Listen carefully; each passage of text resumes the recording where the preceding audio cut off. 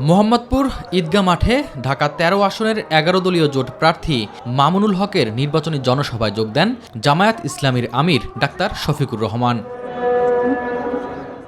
বক্তব্যে জামায়াতের আমির বলেন, সরকারের আমলা সচিব কিছু অসৎ লোক এখনও দলবাজি করছে।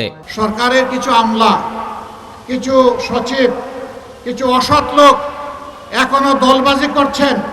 বিভিন্ন জায়গায় বিভিন্ন ক্যান্ডিডেটকে জিতিয়ে আনার চেষ্টা করছেন। ক্যান্ডিডেট জিতবে বা পরাজিত হবে সেটা জনগণের ভোটে। আপনি কে? আপনাকে কে এই দায়িত্ব দিয়েছে? মনে রাখবেন, ক্ষমা বারবার পাবেন না। অপরাধ করে অতীতে ক্ষমা পেয়েছেন, আগামীতে সেই ক্ষমা করা হবে না। নির্বাচনকে হাইজ্যাক করার পায়তারা করছে একটি পক্ষ বলেও মন্তব্য করেন তিনি। একটা মহল নির্বাচনে হেরে যাওয়ার ভয়ে তারা একবারেই হতাশ হয়ে পড়েছে এবং হতাশা থেকে তারা এখন চূড়াই পথেই নির্বাচনকে হাইজ্যাক করার চিন্তা করছে। গুন্ডাদেরকে লেলিয়ে দেওয়া হচ্ছে, অস্ত্রের ভান্ডার গড়ে তোলা হয়েছে, ভোট কেন্দ্র অন্যায়ভাবে দখল করে মানুষের ভোট কেড়ে নেওয়ার পায়তারা করা হচ্ছে। তাদের সমস্ত অপকর্ম ইনশাআল্লাহ আমরা প্রতিহত করে দেব।